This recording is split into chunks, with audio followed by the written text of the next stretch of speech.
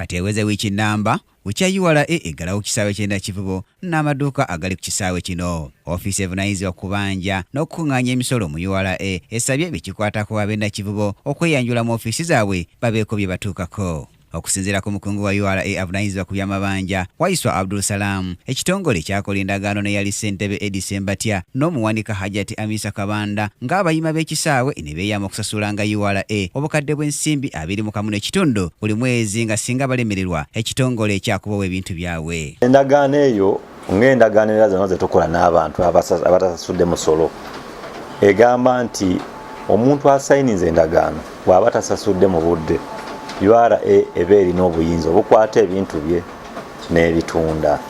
Kati wano tubulaba nti ba board member abasayininga nabo bakisayininga garanti, naye tumanyi bulungi nti mu mateeka garanti ogikolesa singa oba nti olemereddwa okunganya ssente okuva ku muntu mwennyini abanjibwa.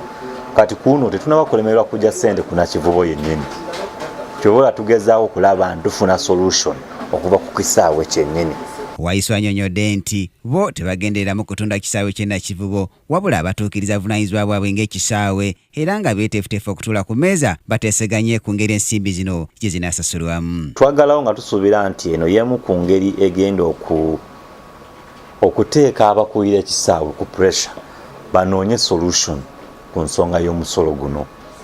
Tetwagalawo lwakuba twagala kutunda kisaawe, tetwagalawo lwakuba tulina gwe tulwanyisa oba nti waliwo ena gwe twagala tuguze ekisaawe ekyo nedda. Omulimo gwaffe nga revenue kukuŋŋanya musolo ate omusolo gwa ggwanga.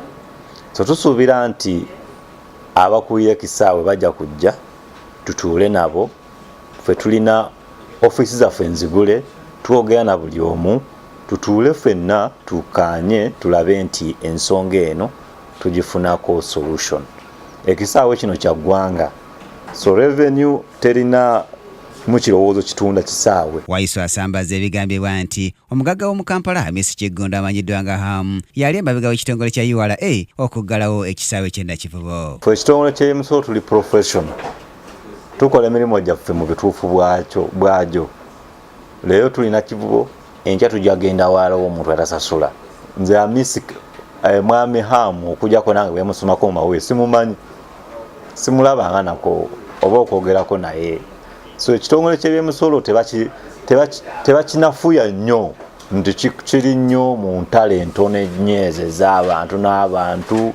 Tukola emirimu gyaffe mu butuufu bwagyo. Olunaku lw'eggulo omuwanika w'ekisaawe ky'enda Kivubo Hajati Amisa Kabanda yavuddeyo n'ategeeza ng'omugagga Hamu bw'ali emabega y'emivuyo gyonna n'emirerembe egiri ku kisaawe ky'enda Kivubo. Ku lwa Kingdom TV amalirira g'ebyemizannyo, nze Brian Katende. This is Kingdom TV.